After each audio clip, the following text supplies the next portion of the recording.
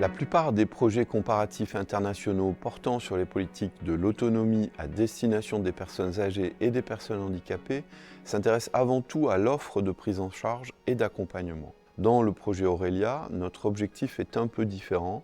Il s'agit pour nous de poser la question de la façon dont les besoins d'accompagnement à l'autonomie se construisent dans nos sociétés. Il s'agit aussi pour nous de comprendre comment ces besoins sont traités par différents acteurs. Commencer par la compréhension des besoins concrets dans le domaine de l'autonomie permettra de mieux intégrer le point de vue des personnes concernées. Je suis Olivier Lipari-Giraud, directeur de recherche au CNRS en sciences politiques et je suis rattaché au laboratoire LISE à Paris. Avec Loïc Trabu, sociologue à l'INED, je suis le porteur du projet Aurelia, financé par le programme prioritaire de recherche sur l'autonomie. Alors, s'il est effectivement important de comparer l'offre des politiques et services existants dans les politiques de l'autonomie, le projet Aurelia repose sur la conviction qu'il faut commencer la recherche en s'interrogeant sur les besoins en autonomie des personnes.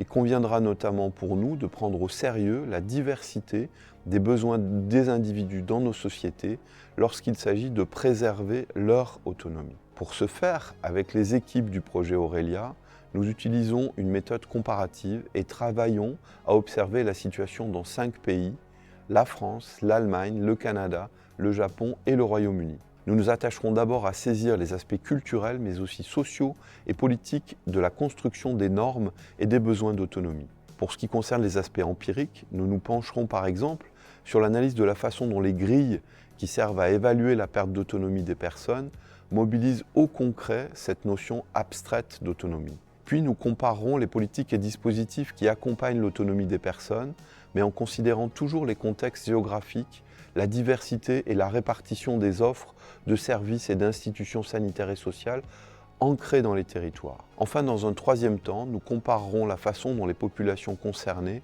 s'approprient des mesures existantes. Pour étudier les différents sous-objets du projet, nous combinons des approches quantitatives et des approches qualitatives. En France, nos équipes organisent la coopération entre collègues de différentes disciplines des sciences sociales, sociologues et démographes de l'INED, politistes et économistes du LISE-CNRS, sociologues et historiens de l'IRES, médecins et politistes spécialistes en santé publique de la HESP, économistes de l'EHESS, sociologues de l'Université de Nantes et de l'Université de Bretagne occidentale, ou enfin spécialistes de travail social de l'école de Buc. Nous avons également des partenariats à l'étranger avec l'Université de Hambourg en Allemagne, celle de Doshisha à Kyoto au Japon, de l'UQAM et de Concordia à Montréal au Canada, de la London School of Economics à Londres au Royaume-Uni. Le projet Aurelia propose un questionnement innovant sur les rapports des sociétés à l'autonomie en s'intéressant à des caractéristiques culturelles, politiques, ainsi qu'en observant les pratiques propres au XXIe siècle. Il interroge les liens et les interactions, mais également les tensions qui peuvent se dégager de ces différentes conceptions de l'autonomie.